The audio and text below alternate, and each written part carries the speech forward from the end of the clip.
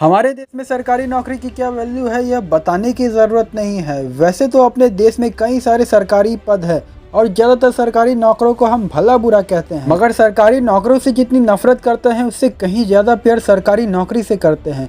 अब कुछ सरकारी पद ऐसे होते हैं जो बहुत मेहनत से मिलते हैं, जिसकी लोग इज्जत करते हैं। उन्हीं में से एक है IAS और IPS। कोई समाज का सुधार करने के लिए इन पदों पर आना चाहता है, तो कोई रुतबे और अच्छी तनख्वाह की वजह से इस पद पर आना चाहता है। वजह चाहे जो भी हो, इन पद पर तैनात होने के लिए लोगों को कई चुनौतियों का सामना करना पड़ता है। आखिर कैसे बनते हैं IAS और IPS? UPSC की सिविल सर्विसेज की परीक्षा में यह आम धारणा है कि यह परीक्षा देश की सबसे कठिन परीक्षा है।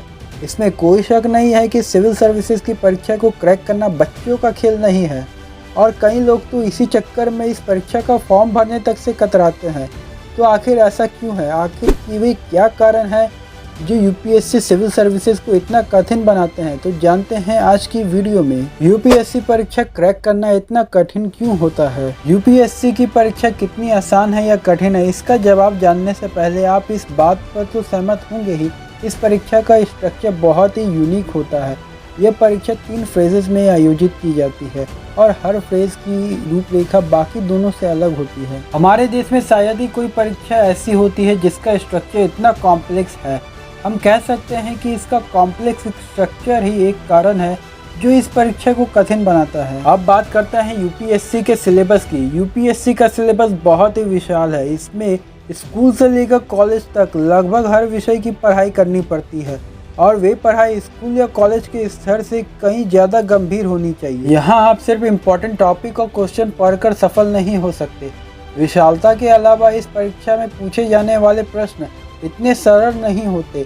अक्सर उनमें कुछ अलिखित अंश होते हैं जिससे आमतौर पर स्टूडेंट देख नहीं पाते और सवाल का जवाब पूरा नहीं कर पाते हैं। इसके अलावा इसके सिलेबस में करंट अफेयर का बहुत प्रभाव होता है। लिखित पाठ्यक्रम तो स्थायी होते हैं जो पिछले कई सालों से लगभग जो का त्यों चला आता है, लेकिन करंट अफेयर से जुड़कर यह सिलेबस बहुत ही लचीला और प्रभावमयी बन जाता है।